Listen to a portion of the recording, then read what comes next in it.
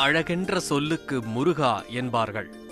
இந்த வார்த்தையை உண்மை என கூறும் வகையில் அழகனாக, அலங்கார நாயகனாக பழனிமலை மீது அருள் தருகிறார் தண்டாயுதபாணி.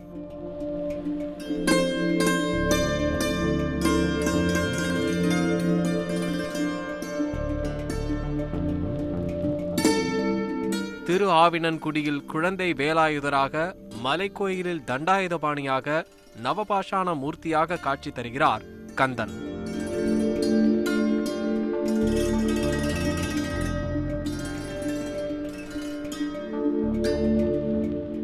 அறுபடை வீடுகளில் 3ஆம் படை வீடாக உள்ள பழனி தமிழகத்தின் அடையாளங்களில் ஒன்றும் கூட.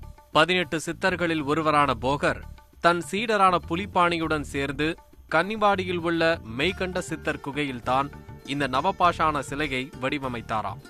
கார்முகில், ரச செந்தூரம், வெள்ளை பாஷாணம், குதிரைப்பல், லிங்கம், கௌரி பாஷாணம் உள்ளிட்ட 9 வகையான அரிய மூலிகைகளை கொண்டு உருவாக்கப்பட்ட மூலவர் சிலை எங்கும் பார்த்திராத அதிசயம்.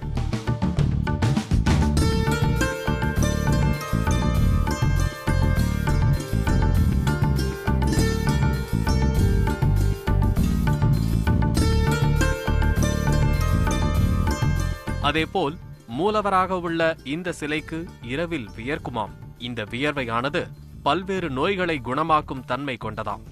ராக்கால பூஜையின் போது பூசப்படும் சந்தனத்துடன் இந்த வியர்வையும் சேர்ந்து பச்சை நிறமாக ஒட்டி இருக்குமாம்.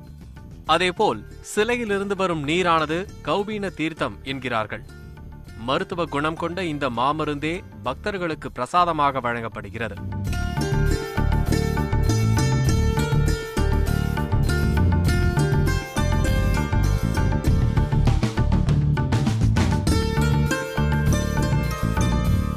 மூலவர் சிலையை உருவாக்கிய போகருக்கும் புலிப்பாணிக்கும் தனியாக சந்நிதி உள்ளது. கோயிலுக்கு வருவோர் இங்கு வந்து வழிபட்டு செல்கிறார்கள். நாரதர் கொண்டு வந்த ஒரு பழத்தால் வந்த பிரச்சனையால் கோபம் கொண்ட முருகப்பெருமான் மலை மேல் வந்து அமர்ந்த இடம்தான் பழனி.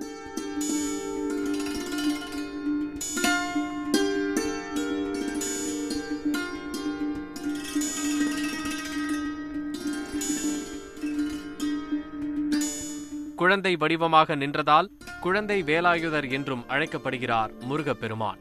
ஒவ்வொரு கால பூஜையின் போதும் ஒவ்வொரு வகையான அலங்காரத்தால் கண்களை நிறைக்கிறார் தண்டாயுதபாணி.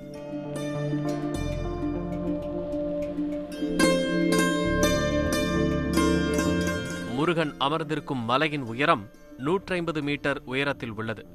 693 படிக்கட்டுகள் ஏறினால் சுவாமியை வழிபடலாம். மலையை சுற்றிலும் 2.4 கிலோமீட்டர் கிரிவலப்பாதை உள்ளது.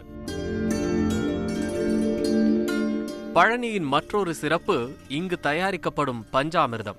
வாழைப்பழம், கல்கண்டு, வெல்லம், பேரிச்சம்பழம் என எல்லாம் சரியான பதத்தில் கலந்து விற்கப்படும் பஞ்சாமிர்தத்திற்கு நிகரான ஒரு பிரசாதம் இதுவரை வேறெங்கும் கிடைப்பதில்லை. கந்தசஷ்டி, தைப்பூசம், பங்குனி உத்திரம், திருக்கார்த்திகை என முருகனுக்கு உகந்த பண்டிகை நாட்களில் கோயிலில் பக்தர்கள் கூட்டம் அலைமோதுகிறது.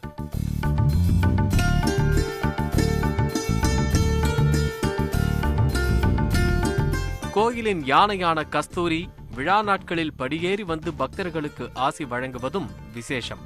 அதேபோல் தேரோட்டத்தின் போது மேடாக இருக்கும் இடங்களில் தன் தந்தத்தால் தேரை நகர்த்திச் செல்வதும் கஸ்தூரியின் வழக்கம்.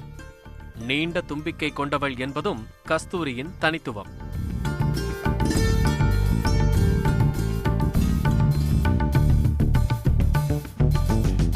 கோயிலுக்கு வருவோர் காவடி எடுப்பது, மொட்டையடிப்பது என தங்கள் விருப்பத்திற்கேற்ப வேண்டுதலை நிறைவேற்றிக் கொள்கிறார்கள். கோயிலானது காலை 5 மணி முதல் இரவு 10 மணி வரை திறந்திருக்கிறது. விசேஷ நாட்களில் மாறுதலுக்கு உட்பட்டது. திண்டுக்கல்லிலிருந்து 56 கிலோமீட்டர் தொலைவிலும், மதுரையிலிருந்து 120 கிலோமீட்டர் தொலைவிலும், கோவையிலிருந்து 115 கிலோமீட்டர் தொலைவிலும் உள்ளது பழனி.